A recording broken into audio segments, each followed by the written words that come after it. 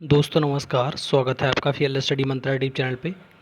दोस्तों UP triple S C की अब तक की सबसे बड़ी भर्तियों में शुमार है लेखपाल की भर्ती, जिसकी सिर्फ ज्वाइनिंग अटकी पड़ी है। इसका कुछ मतलब कोई विशेष कार्य नहीं बचा हुआ है, इसमें कोई मतलब नहीं है। बाद बाकी और यूपी ट्रिपल एस सी की लगभग 24 भर्तियाँ अटकी पड़ी हैं। इस पे आज मीटिंग हुई थी और ये सब कुछ हो रहा है किस लिए? क्योंकि बीजेपी चुनाव में मतलब डेंट लग गया है, इसलिए हो रहा है। अदरवाइज़ अगर पूर्ण बहुमत की ओर आती, मतलब बीजेपी पूर्ण बहुमत से आती, एनडीए बहुमत से है, पूर्ण बहुमत से बीजेपी नहीं है। अगर बीजेपी पूर्ण बहुमत से आती तो ये भर्तियाँ इसी प्रकार से अटकी रहती जिस प्रकार से पहले भी अटकी रही हैं। ठीक है दोस्तों, तो इस पे संज्ञान लिया मुख्यमंत्री ने और आज मतलब लेखपाल साथी भी मिलने गए थे सुबह के टाइम पे, तो उनसे भी मुलाकात हुई। उनसे भी मतलब उन्होंने कहा कि हम 8 तारीख को कुछ ना कुछ आपको पॉजिटिव देखने को मिलेगा। ठीक है, और ये हम आश्वस्त करते हैं। और दूसरा, जो और भर्तियां अटकी पड़ी हैं उसके बारे में भी मीटिंग में जितने भी सचिव वगैरह थे, भर्तियों के अध्यक्ष वगैरह थे, उनको तलब किया गया और बहुत सारे लोगों को डांट भी खिलाई गई। तो इस प्रकार की भी खबर निकल के आ रही है। अगर ईपी ट्रिपल एस सी को सचिव को सबसे ज़्यादा डांट लगनी चाहिए थी, क्योंकि 8-8 साल पुरानी भर्तियों को इन्होंने बंटाधार कर दिया है। 300 200 भर्तियाँ, मतलब ये 8-8 7-7 6-6 साल में भर्तियाँ पूरी नहीं करा पा रहे हैं। तो इनको सबसे ज़्यादा डांट लगनी चाहिए थी मेरे हिसाब से तो। लेकिन जो भी होगा उसका तो भी अंदर से कोई क्या हुआ होगा क्या नहीं हुआ होगा वो तो मालूम नहीं पड़ेगा। लेकिन मैं आपको ये चीज़ दिखाता हूँ आपको एक बार।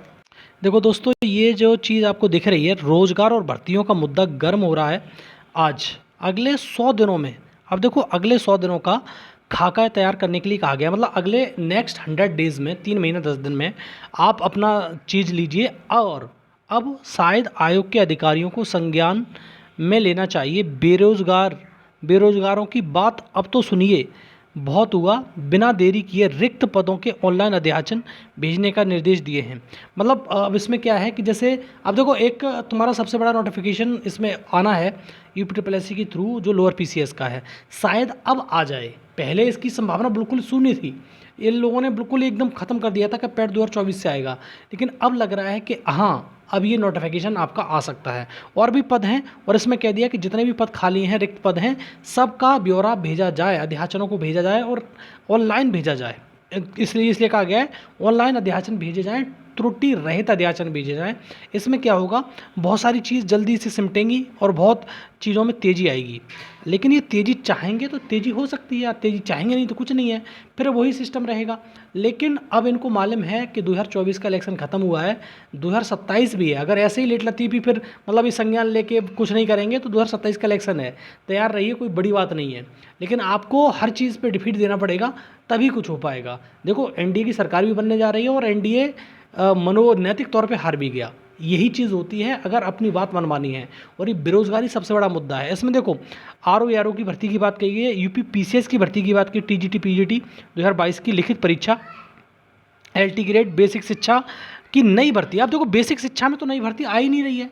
अब मान लो कब से 2018 से 68,500 और 69,000 दो ही भर्तियाँ आई हैं, जिसमें 6800 लोग बेचारे आज भी संघर्ष कर रहे हैं, कुछ नहीं हो रहा उनका।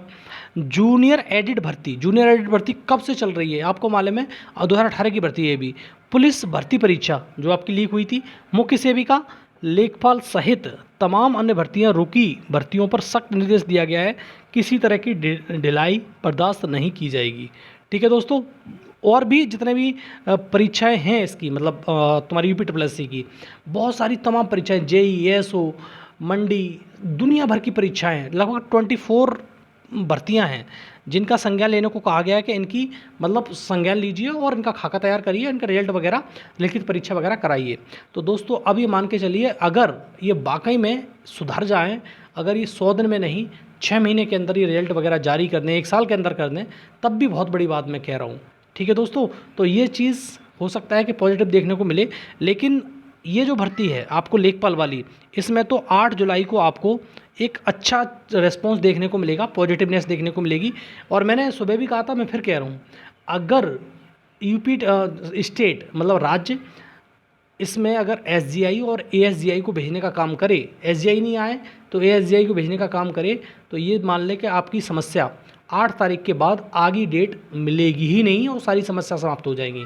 अगर नहीं आएंगे तो भाई सीधी बात है, स्टेट को रिस्पॉन्स कौन करेगा, रिप्रेजेंट कौन करेगा, भाई सीधी बात ये है। तो इसलिए अगर सरकार चाहेगी तो भेज देगी और उसी दिन ये केस समाप्त है। याचियो तुम्हें कुछ नहीं मिलना वैसे भी, आप अपने पैर पटकते रहो, फालतू में पैसा खर्च करते रहो, कुछ नहीं मिलेगा तुमको। ये देख लेना, आप लास्ट में चल के भी देख लेना इस चीज़ के लिए। आपको लग रहा होगा मैं गलत कह रहा हूँ, गलत नहीं कह रहा हूँ, आपके भले की बात कर रहा हूँ। आपको कुछ नहीं मिलेगा, ये बात मान लो। और अब शायद हो सकता है कि कार्रवाई हो, मतलब जिस सारी चीज़ें जो ज्ञापन दिया गया है सुबह, उस टाइम में सब सारी चीज़ लिखी गई हैं कि किस किस प्रकार से ये भर्ती फंसाई जा रही है, कौन कौन भर्ती फंसा रहा है, तो उन पर भी कार्रवाई होने के निर्देश दिए गए हैं। और अगर अच्छे से संज्ञान लिया गया तो उन पर कार्रवाई निश्चित तौर पे होगी, कोई बचा नहीं सकता है। और याची जो फालतू में बने पड़े हैं और लालच में कि नौकरी मिल जाएगी, कुछ नहीं मिलेगा भाई आपको। आप अपनी पढ़ाई शुरू कर दीजिए, बहुत सारी भर्तियां निकलने वाली हैं और नए नोटिफिकेशन आने वाले हैं बहुत जल्द से जल्द। ठीक है दोस्तों, तो ये रहा पूरा का पूरा वीडियो। और वीडियो अच्छा लगता है तो लाइक शेयर कर दिया करो, चैनल सब्सक्राइब कर लो। धन्यवाद।